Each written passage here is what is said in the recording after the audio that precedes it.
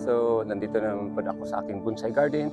So, ang i-share ko sa inyo ngayon is tungkol na naman sa aking mga halaman na dito sa aking paligid.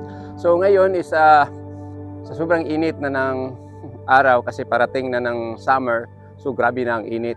So, kailangan na natin na magdilig sa ating halaman na 2 times a day. So, dilig tayo sa umaga, tapos early morning sa umaga, tapos the afternoon naman dilig tayo na mga around 2:30 to 3 o'clock mag-start na tayo magdilig ng halaman. So ngayon ang i-share ko sa inyo is about kung paano tayo makapagtitipid ng ating abono na parang magamit pa natin sa ibang halaman. So ang i-share ko sa inyo ngayon is maglagay ako kung paano ako maglagay ng abono sa aking orchids. In fact is pangalawa ko ng business ito, linagyan ng abono. So may improvement na siya na yung nililipat ko yung katliya ko.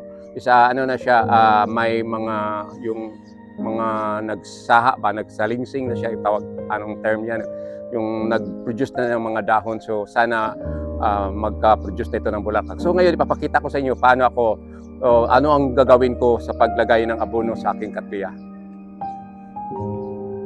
So ito yung prepare ng aking paano ako maglagay ng abono sa orchids ko dito ng katliya.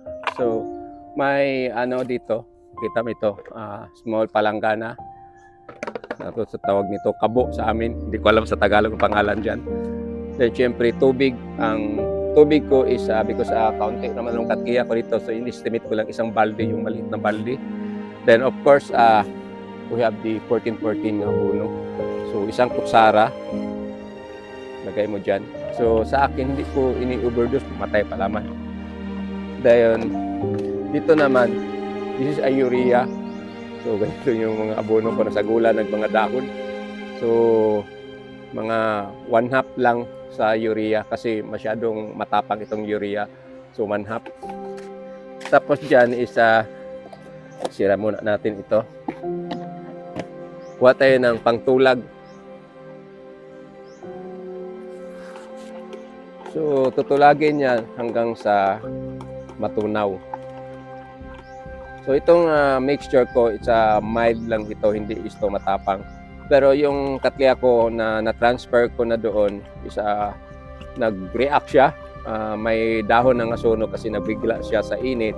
Pero yung mga what we call is parang saha ang nanulpot na doon lumalabas na yung bulaklak for the future is hindi na nasunog kaya nasanay naman.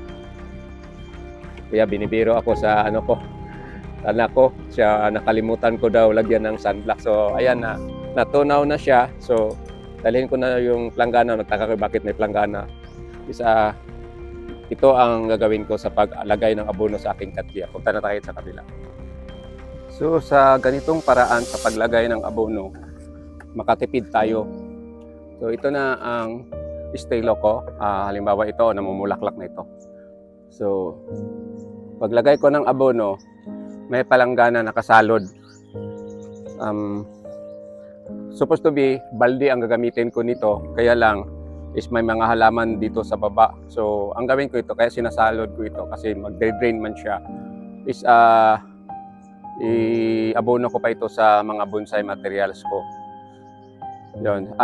Itong proseso is medyo matagal ng kaunti, pero ma-recycle mo pa yung yung abono mo. kasi pag yung abono ito is parang passing, kumakapit lang siya sa mga ugat, tapos yung iba i-drain naman siya. So ang maka-benefit dito is yung lupa. So sayang. But because may urea ito, habang naglalagay kayo ng abono, wag ninyong, kung maaari, wag ninyong buhusan yung dahon. Kasi masunog yan pag sobrang tapang yung nalagay na urea. Also, if mayroon lang akong yung tawag anaa, maganda sana isprayan ito ng anaa.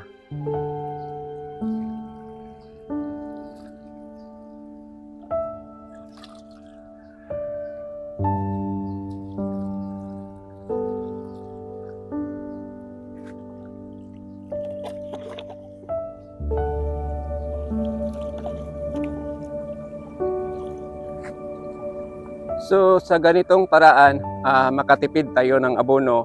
Then itong ano natin is ma-apply pa natin sa iba nating halaman.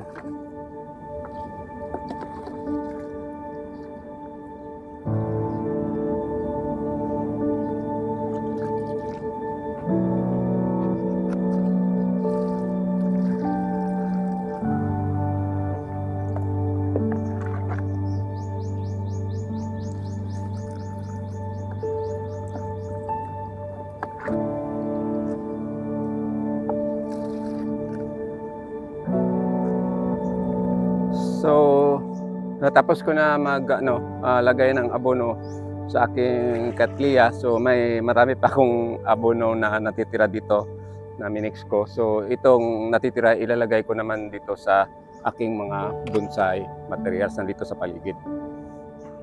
So, marami pa itong natitira. So, abono ko naman ito sa aking mga bonsai materials na nandito. So, yun ang ginagawa ko, at saka kaya ko ito sinishare sa inyo isa para naman na makakuha kayo ng idea.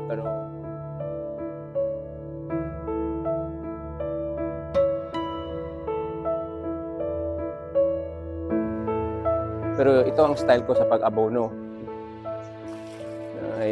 Ano daw.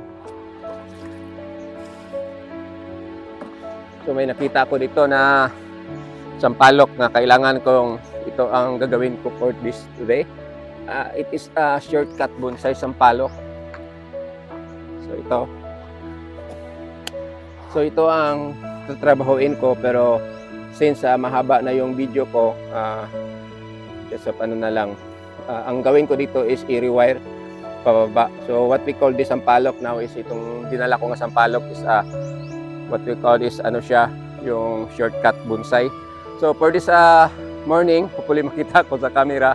For this morning, ito lang masishare ko sa inyo yung stilo ko or tip para maglagay ng abono na makatipid sa abono. Maglagay ng abono sa ating halaman para makatipid. So yun lang, maraming salamat sa panonood. God bless you all. Have a nice morning ahead of you. Bye-bye.